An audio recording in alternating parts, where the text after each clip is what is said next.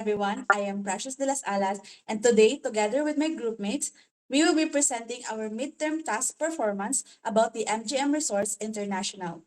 To start, let us have a brief history of the MGM Resorts International. MGM Resorts started in the late 1960s with Kerkorian, who built the International Hotel, and following its experience, place and scale, and community approach, MGM Resorts now runs hotels, casinos, and entertainment venues worldwide. Now, what are the unique features that attracts customer to MGM Resorts International? First, we have the entertainment options. So, unlike other hotels and casinos, MGM does just not stay in the casino industry. They go beyond. Excuse me. Unlike other companies, they combine gaming, live shows, sports betting, fine dining, and nightlife all in one place. That's why ang mga customers sa MGM Hotel keeps coming back to them because they have a variety of entertainment options to offer for their guests and potential customers. Next is the iconic destinations. MGM Hotel International has 31 unique hotels and gaming destinations globally. 31. And each are designed as full entertainment hubs. And these establishments are placed in different parts of the world. So even though they are located sa iba't ibang place, they still embody or reflect their Las Vegas roots, while still reflecting also the important elements or special elements of the place where they are located. Lastly, their impeccable service. So, MGM Resorts is committed to providing outstanding guest service. So, according to their website, they hire people with hospitality in their DNA. So, people that are hospitable naturally, and mga tao na give service to guests that is top rated. Excuse me. That dedication has earned them recognition as one of Fortune magazine's world most admired company. Now, let us move on to how is the casino industry converging with other aspects of tourism. So before, the casino industry is an individual sector. But now, as the tourism industry evolves, they become more connected, casino industry and the tourism industry. So they combine gambling with hotels, malls, theme parks, and convention centers to attract more visitors. So this combination makes them one of the kind.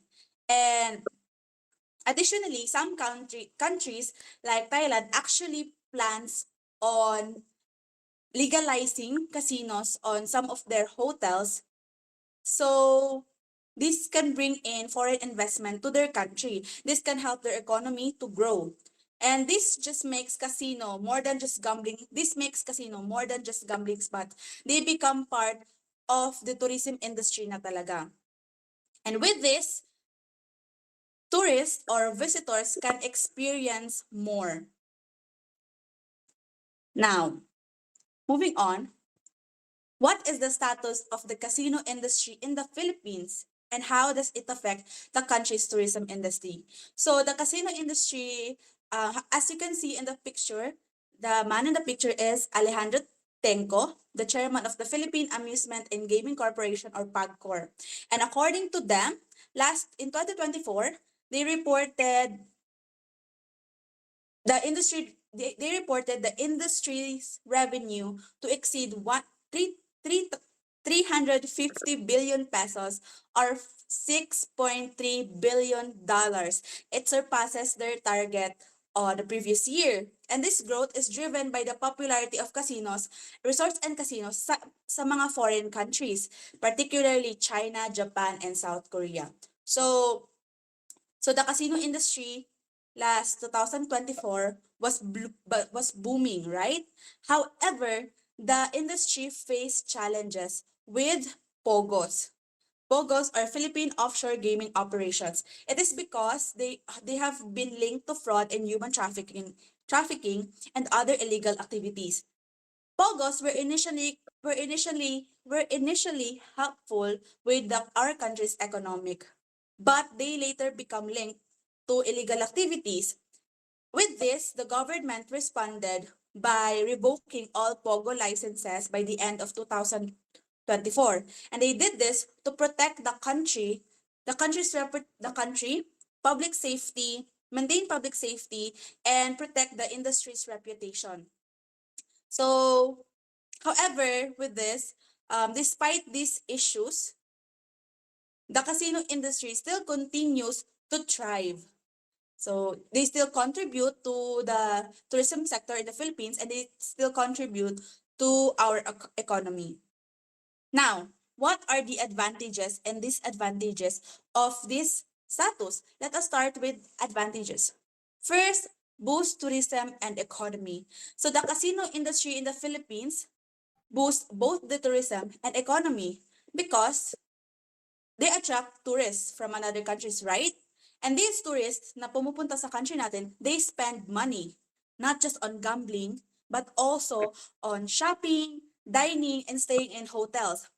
And this money that becomes the revenue of the casino industry helps not just helps businesses to grow, but also helps the economy thrive. This also promotes Philippines as a key destination in Southeast Asia. Additional advantage is job promotion. So in the casino industry, job the job the growth rather, the growth of the casino industry in the Philippines created numerous job opportunities for locals. Kasi nga, yung mga establishment, need nila ng employees, right? So they hire thousands of workers from hospitality staff, mga security personnel, and even more. They hire thousands of workers. And this gives the opportunity for Filipinos to have work and also reduce unemployment in the Philippines. Next is increased foreign investment in the country. So as the casino industry thrive, this brings or attracts foreign investment, right? And these foreign investments help to develop infrastructure, improve local businesses, and create more economic opportunities in our countries by funding large-scale projects. So these large-scale projects are those projects na big deal. And then malaki ang magiging tulong niya kapag nabuo yun or natapos sila, malaki ang magiging tulong nila sa economy ng Pilipinas. Now, increased foreign investment. It also helps promote the Philippines again as a key destination in Southeast Asia. So the status of the casino industry in the Philippines, which is thriving, this attracts more international visitors, more foreign investment pa. So it is really an advantage for us. Now, aside from advantages, of course, we also have the disadvantages. So with the status of the casino industry in the Philippines, as I've mentioned before, first disadvantage is the crime and illegal activities. So, as I've said, diba, the POGO or the Philippine Offshore Gaming Operations was recently linked to crime and illegal activities such as money laundering, fraud, and human trafficking. So that led to serious issues, prompting the government to revoke the licenses of those casino or gambling establishments. So this is the first disadvantage, the crime and illegal activities. Next is an increase in gambling addiction. So as more establishment or as the casino industry become more accessible to people, this opens up to the risk of gambling problem or gambling addiction. So gambling problem, if pag lumala sila, it leads to financial troubles and causes strain to relationship. And of course, negatively affects the mental health of a person. So this highlights the need for us to promote responsible gambling or for the casino industry to promote responsible gambling and provide for provide support for those struggling with addiction. Lastly, for the disadvantage is dependence on foreign tourists. As I've mentioned before, sa advantages, di ba, nag-increase ang foreign investment sa country natin. However, if nag-depend ang Philippines sa foreign tourists or yung revenue sa investments ng foreign tourists or pera galing sa mga foreign countries, this can make our industry or the casino industry in the Philippines vulnerable to geopolitical tensions and economic downturns. Geopolitical tensions, for example, if nag-away ang Philippines and China, so pag may tension sila, and then mostly, di ba, as I've mentioned, mostly sa mga guests natin is galing din sa mga kalapit country lang natin, just like China. And if we are too dependent on those countries, we are at risk on we are at risk to geological tensions and economic downturns. So the rise and fall of the POGO highlighted this risk. Kasi nung nag-close or na-revoke ang licenses ng all POGO establishment, of course, negatively naapektuhan ang revenue ng ating country, right? And this also damaged the reputation of our country. Kasi nga, may bad connotation na yung POGO sa mga tao as those issues arise. Now, let us move on to recommendations. So each of the members of the group has given one recommendation for advantage and one recommendation for disadvantage on the topic on the topic that they were assigned to. So first recommendation for advantage, boost tourism and economy. So to enhance this advantage, the Philippines or the casino industry, casino gaming, should upgrade with advanced equipments. So they should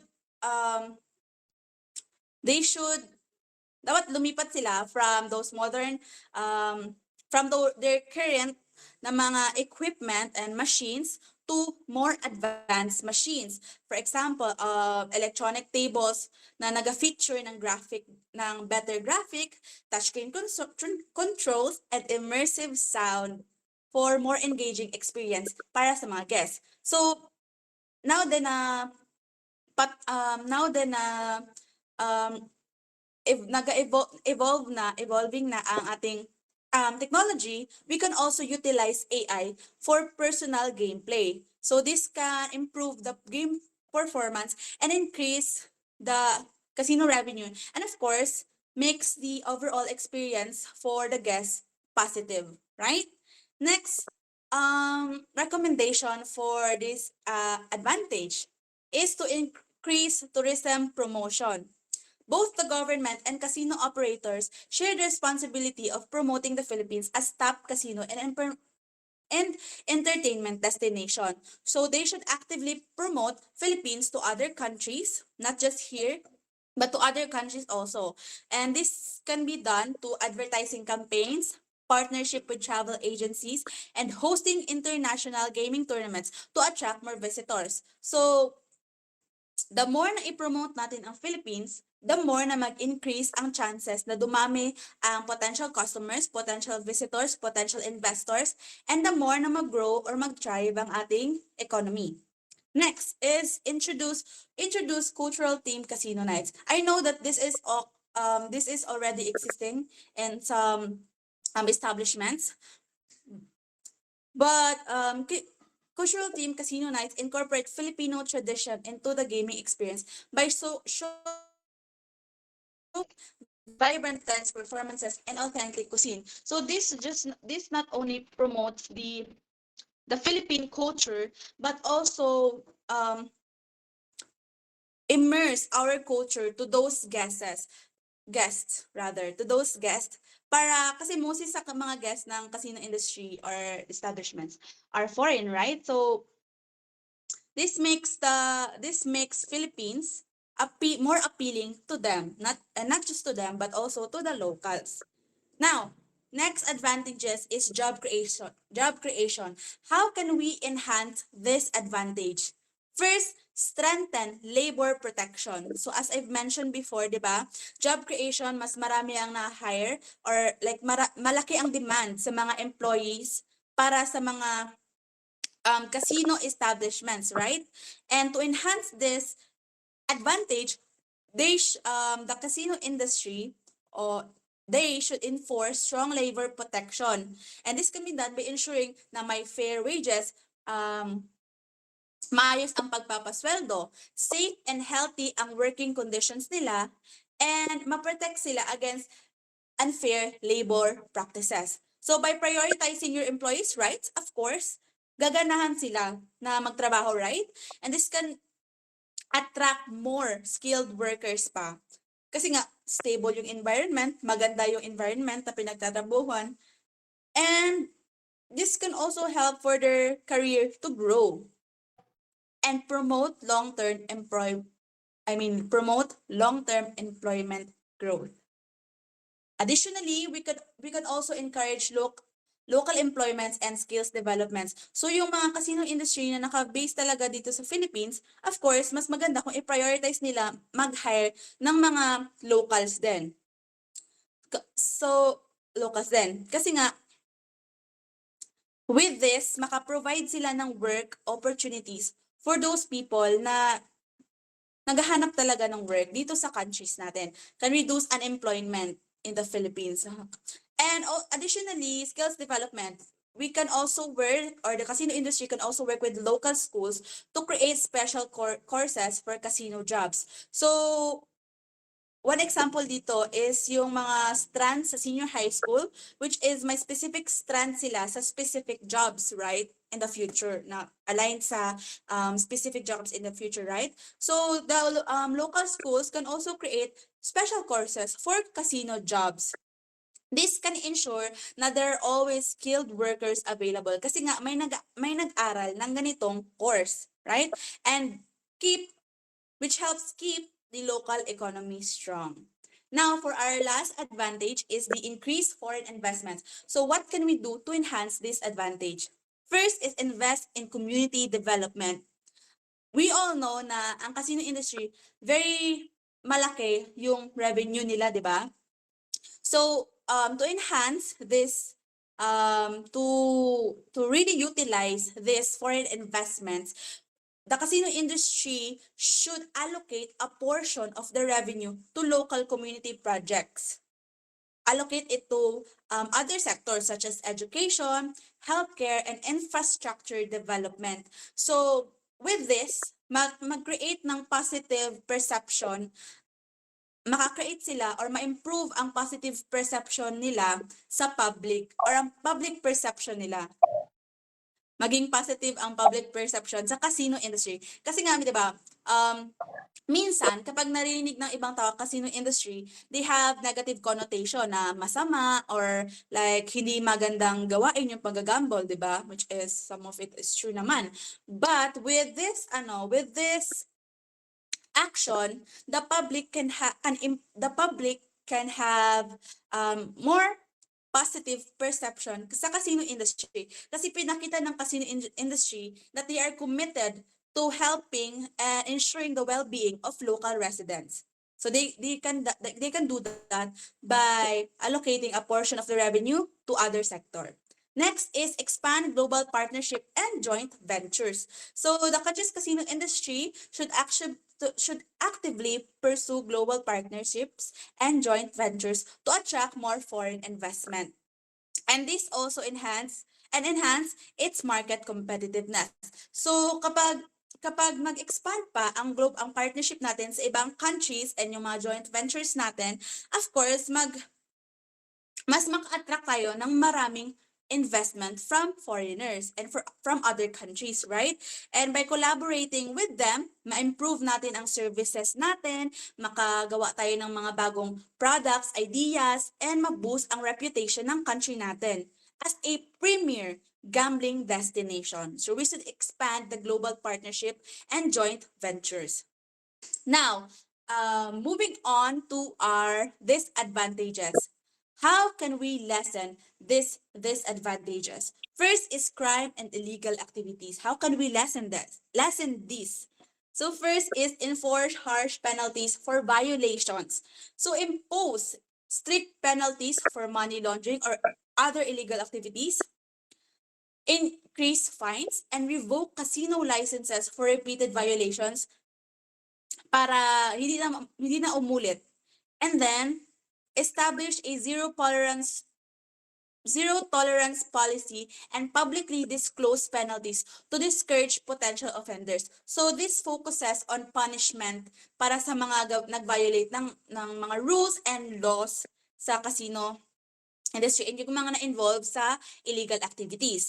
Next is ensure safety and security. So tourists will feel more comfortable visiting if there are strict security measures in place. Of course, mas gaganahan ng tourists or mas mapapanatag ang loob nilang magstay sa isang establishment, in the specific case sa casino industry, if there are strict security measures in place. So the government should implement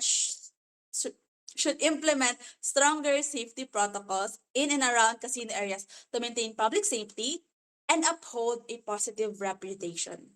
Lastly, to lessen crime and illegal activities, we recommend to enforce strict gambling policies. So this focuses on so to balance economic benefits and social responsibility. Policies like casino entry fees, spending limits, and age verification should be strictly enforced. So this is to minimize the gambling problems and ensure na the casino primarily serve as tourism-driven attraction. For tourism attraction lang siya mainly, not other activities, especially not illegal activities. So they should enforce strict gambling policies. And also, regular monitoring should be done or implemented to ensure na effective ang kanilang ginawa and might nagka-comply ang casino industry and of course the visitors. Next disadvantage is increase in gambling addiction. So how can we lessen this? First is strengthen responsible gambling programs. So the government and casino operators should focus on prevention by launching awareness campaigns about gambling risk and promoting responsible gambling habits. So this all revolves sa prevention. Prevent ang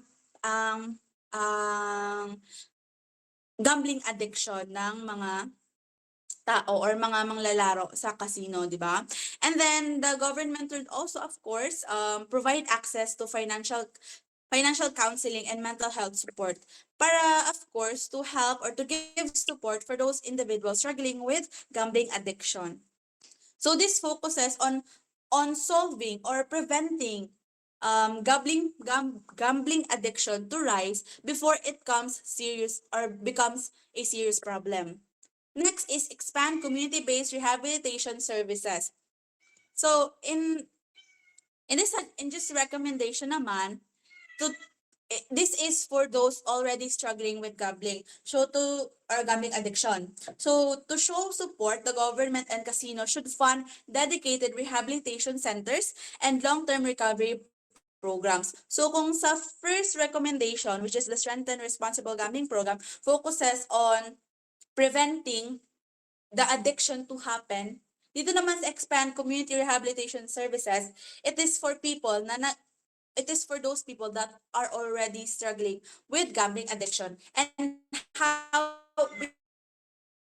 we can help them to recover or to have long-term recovery.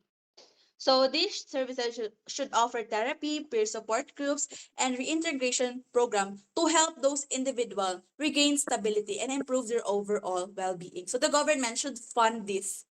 The government and casino industry, both of them should fund these rehabilitation centers. And last disadvantage, which is the dependence on foreign tourists, how can we lessen this disadvantage? So we recommend to strengthen crisis management plans.